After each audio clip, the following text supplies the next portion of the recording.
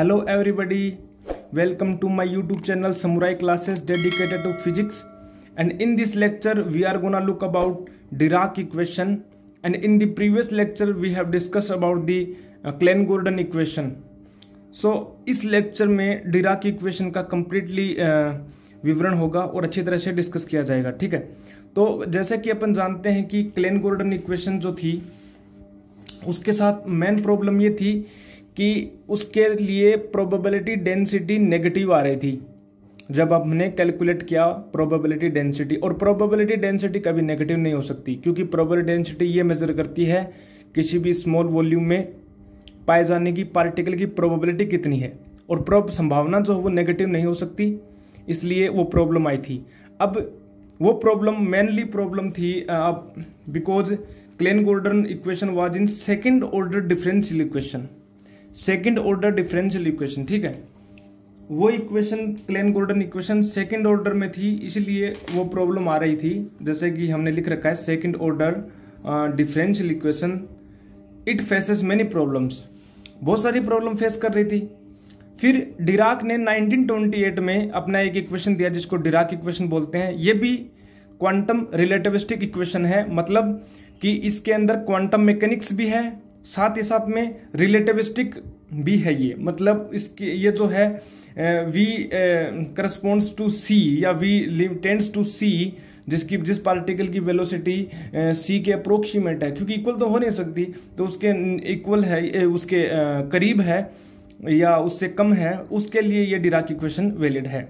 सो 1928 में दिया, और जो वेरी सेटिस्फैक्टरी इक्वेशन थी, बहुत अच्छी तरह से इन्होंने सेटिस्फाइड किया all the problems that was the electron spin.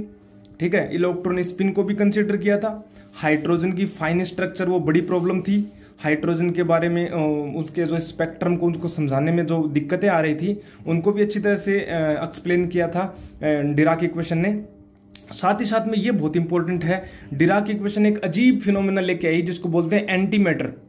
ठीक है, एंटी मैटर ये एक बहुत बड़ा फिनोमेना था, बहुत बड़ी अचीवमेंट थी, लेकिन तब वो इसको एंटी मैटर जो है उसको वो नहीं ले रहे थे, मतलब वो एक्सेप्ट नहीं कर रहे थे, क्या ऐसा भी हो सकता है क्या। लेकिन बाद में कुछ ईयर्स के बाद में जब पॉजिट्रॉन मिला, इलेक्ट्रॉन का एंटाई पार्टिकल मिला, तब ये प्रूव हो गया कि डिराक इक्वेशन वास्तव में सही है और डिराक इक्वेशन को एक्सेप्ट मान लिया गया, अच्छी तरह से प्रूवन है। ठीक है, तो अपन देखते हैं डिराक ने ऐसा क्या किया, क्लेन-गॉर्डन इक्वेशन जो कमी थी उसको दूर कैसे किया इसने। तो वो दूर इसने ऐसे किया था कि सबसे पहले इसने क्या किया कि जो सेकंड ऑर्डर इक्वेशन थी जो क्लेन-गॉर्डन, उसको फर्स्ट ऑर्डर या लीनियरली फंक्शन में कन्वर्ट किया, उस हैमिल्टोनियन को, उस टोटल हैमिल्टोनियन को। तो वो कैसे किया वो देखिए। जैसे कि हम जानते हैं total energy equals to E square equals to M square C to the power 4 plus P square C square होता है, जैसे कि रिलेटिविस्टिक इक्वेशन में, and E is the total relativistic energy. ठीक है, अब ई को क्वांटम मैकेनिक्स में एच ऑपरेटर से कन्वर्ट कर दिया। ठीक है, and P square C square plus M square C two. ठीक है, एंड ये बहुत इंपॉर्टेंट है कि डिराक ने ये कैसे कर दिया। तो देखिए, डिराक ने सबसे पहले ये किया कि ये जो ऊपर वाली जो इक्वेशन है, जो P square C square plus M square C to the power है, उसको रिप्रेजेंट करने के लिए इसको कोष्टक एंड इसको स्क्वायर लिखा। ठीक है, और इसके अंदर जैसे अपने को चाहिए पी स्क्वायर सी स्क्वायर चाहिए। ठीक है, पी स्क्वायर सी स्क्वायर, तो जब अपन इसका स्क्वायर करेंगे तो अपने पास बनेगा P square and C square. ठीक है, और अल्फा जो आया है वो लीनियरली फंक्शन के लिए, मतलब जो मोमेंटम था वो सेकंड ऑर्डर में बना था, सेकंड ऑर्डर था क्लेन-गॉर्डन इक्वेशन में, तो उसको फर्स्ट ऑर्डर में कन्वर्ट करने के लिए या लीनियर फंक्शन बनाने के लिए अल्फा एक कांस्टेंट कंसिडर किया गया। ठीक है, वेरिएबल, और इसमें अपने को क्या चाहिए, M square C to the power 4। तो एम का जब अपन स्क्वायर करेंगे और सी स्क्वायर का स्क्वायर होगा तो ये बन जाएगी। साथ ही साथ में बीटा को एक अनदर कांस्टेंट के रूप में डिराक ने इन्वॉल्व किया। अब इस इक्वेशन को ऊपर वाली इक्वेशन से सेटिस्फाइड होने के लिए क्या जरूरत है, देखिए पहले अपन इसको एक्सपेंड करते हैं। अल्फा को उसका X component, Y component, Z component में एक्सपेंड कर दिया, and beta M C square to the power whole square. ठीक है, अब देखिए इस इक्वेशन में जब अपन इसका स्क्वायर करेंगे, इसका स्क्वायर करेंगे, इसका स्क्वायर करेंगे, अब इसका स्क्वायर करें, फिर इसका जैसे A square plus B square plus C square plus D square plus 2ab 2ac 2ad and सभी का मल्टीप्लीकेशन आपस में होगा, ठीक है। तो इस इक्वेशन को, ये वाली जो इक्वेशन है, इस इक्वेशन को ये वाला प्रूव होने के लिए क्या जरूरत है, तो देखिए जब इसमें अपन स्क्वायर करेंगे तो C square p1 square alpha 1 square आएगा, इसमें C square alpha 2 square p2 square, C square alpha 3 p3 square, ठीक है। तो इसमें alpha 1 square alpha 2 square alpha 3 square and beta square का मान 1 होना चाहिए, इसकी वैल्यू 1 होनी चाहिए, तभी ये जो है ऊपर वाली इक्वेशन को सेटिस्फाइड होगा, ये सेटिस्फाई होगा। क्योंकि जब आप इसका एक्सपेंड करोगे, स्क्वायर करेंगे, तो अल्फा 1 जब 1 होगा तभी पी स्क्वायर सी स्क्वायर बनेगी टर्म इससे, और इससे जब बीटा स्क्वायर 1 होगा तभी M square C to the power 4 बनेगी, ठीक है। तो ये कंडीशन है, इसको अपन बाउंड्री कंडीशन बोल सकते हैं कि इसको सेटिस्फाइड होने के लिए इस इक्वेशन को। साथ ही साथ में जब अपन इसके जब ये क्रॉस मल्टीपल होंगे, ये टर्म भी 0 होने चाहिए क्योंकि ये टर्म इस इक्वेशन में नहीं है ये टर्म। तो इस इक्वेशन, इनमें जो टर्म्स हैं जो मल्टीप्लाई होंगे आपस में, ठीक है, जब अपन इसका होल स्क्वायर ओपन करेंगे तब ये वाले जो टर्म है वो इस प्रकार से होने चाहिए, alpha I PJ plus PJ alpha I is equal to 0 होना चाहिए for I is not equal to J, क्योंकि I is equal to J तो ये बनाएगी term P square C square. I not equal to J वाला 0 होना चाहिए, इसको एंटी कम्यूटेशन भी बोल सकते हैं। साथ ही साथ में अल्फा आई बीटा प्लस बीटा अल्फा आई भी 0 होना चाहिए, क्योंकि ये जो कंडीशन अप्लाई करेंगे तभी ये वाली जो इक्वेशन है वो इसमें रिड्यूस्ड होगी। आप इसका एक्सपेंड कर सकते हैं, आप इसको खोल कर देख सकते हैं। जब अपन इसको ओपन करेंगे तब ये वाली कंडीशन जब अपन इसके ऊपर अप्लाई करेंगे तब ये जो है इसके इक्वल होगा। तो डिराक ने ये बहुत बढ़िया चालाकी से काम किया उन्होंने, और ये काम भी कर गया, ठीक है। बट इसमें मेन प्रॉब्लम ये आ रही थी कि ये अल्फाई एंड बीटाई क्या है, ठीक है, ये अल्फाई बीटाई क्या है।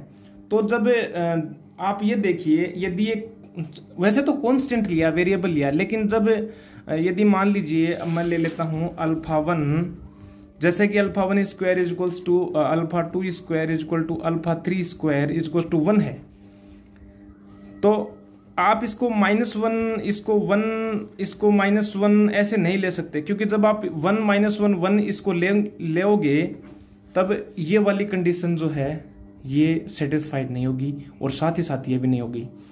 तब जब इसको देखा गया तो ये जो है मैट्रिसेस को फॉलो करती है, मैट्रिक्स को, और ये जो मैट्रिक्स है ये इस प्रकार से आती है 4x4 मैट्रिक्स, क्योंकि सिग्मा जो है ये पाउली मैट्रिक्स है, जैसा लिख रखा है कि sigma vector are Pauli matrices. ये जब ये जो अल्फा और बीटा की जो वैल्यूज आई थी, ये मतलब बहुत सारी कैलकुलेशन की गई थी उस टाइम पर। डिराक ने बहुत सारी कैलकुलेशन की, सेट किया आपस में कि अल्फा और बीटा की वैल्यू क्या क्या होनी चाहिए ताकि ये वाली जो रिलेशंस है वो फॉलो हो सके। तो ये वाला रिजल्ट निकल के आया, ठीक है। और सिग्मा जैसा कि अपन जानते हैं पाउली स्पिन मैट्रिसेस होती है, ये 2x2 की मैट्रिक्स होती है, तो ये भी 2x2 की, ये 2x2 की, तो ये बनेगी 4x4 की matrix, and this is also 4x4 matrix. And what is the 1 here? 1 is identity matrix. 1 को आई भी लिखते हैं कई बार, आई भी इसको 1 को इस मैट्रिक्स को लिखते हैं जो होती है 1 1 0 0, ठीक है। तो ये था कंप्लीट जो डिराक ने किया था उसको एक्सप्लेन करने के लिए, लीनियर फैक्टर में करने के लिए हैमिल्टोनियन को। तो फिर इससे मिला क्या अपने को? ये मिला, देखो इसका स्क्वायर है, इसका स्क्वायर है। जब इसको कंपैरिजन करें तो अपने पास h जो आएगा वो ये वाला एक टर्म आ जाएगी। तो हमने जब देखा तो from equation number 1 h is equals to hd d stands for Dirac. So h is equals to hd is equal to c alpha i pi plus beta mc square, and the equation Schrodinger equation can be expressed as hd psi is equals to e psi, and here this equation is relativistic quantum equation, and the values जो spin matrices होती हैं Pauli की, उसकी value आपने बहुत अच्छी तरह पता आपको 0 1 1 0 और सिग्मा सिग्मा जेड, ठीक है।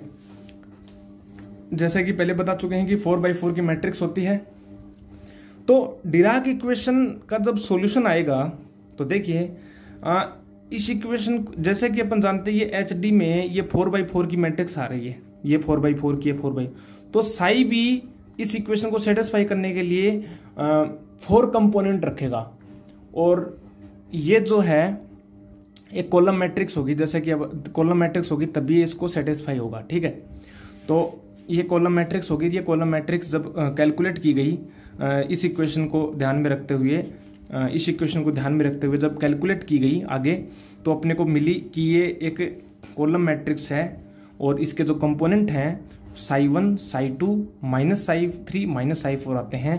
और इसको मैं जब शॉर्ट फॉर्म में लिख दूं तो काई एंड जीटा जाई, काई एंड जाई। ठीक है, तो ये वेव फंक्शन आई। तो ये देखा गया जब इसको सॉल्यूशन करेंगे अपन बाद में देखें किसी पार्टिकल का जब सॉल्यूशन करते हैं, डिराक इक्वेशन सोल्व करते हैं किसी फ्री पार्टिकल के लिए, तो ये जो जाई है, ये जो काई है, ये पाउली मैट्रिसेस मिलती है और ये इलेक्ट्रॉन को रिप्रेजेंट करती है, जबकि ये positron anti electron anti particle को रिप्रेजेंट करती हैं। तो ये उसका सॉल्यूशन है डिराक इक्वेशन का, और ये इसकी शॉर्ट फॉर्म में लिख सकते हैं अपन रिड्यूस करके, जो कि इक्वल है इसके। एंड जाई, chi and psi are the wave functions, this is correspond to anti electron and this correspond to electron. ठीक है, अब अपन इक्वेशन 3 को अगेन शॉर्ट फॉर्म में लिख सकते हैं, थोड़ा सा और उसको सोल्व कर सकते हैं। जैसे कि अपन जानते हैं कि सी ये इक्वेशन आई अपने पास, एंड दिस इज ऑल्सो, जब ई को अपन इस ई को अपन लेफ्ट साइड में लेके जाएंगे तो ये साई इज इक्वल्स टू 0 होगा। This corresponds to Dirac equation. ठीक है, ये जो टोटल इक्वेशन है ये डिराक इक्वेशन कहलाती है।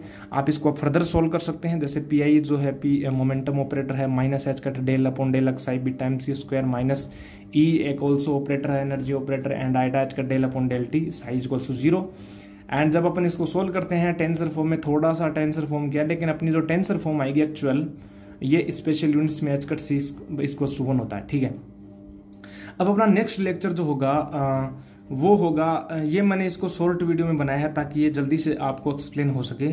और जो अपना नेक्स्ट लेक्चर होगा वो टेंसर फॉर्म होगी, मतलब ये जो इक्वेशन आई अपने पास डिराक इक्वेशन, इस इक्वेशन को कैसे अपन शॉर्ट से शॉर्ट और छोटी से छोटी फॉर्म में, कम्पैक्ट फॉर्म में कैसे लिख सकते हैं, बहुत ही स्वीट फॉर्म होगी, वो अपन नेक्स्ट लेक्चर में डिस्कस करेंगे।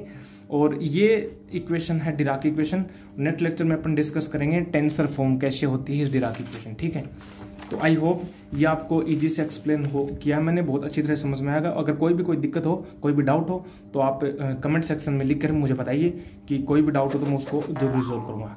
Thank you guys, thank you very much. Subscribe and like my YouTube channel. Thank you very much.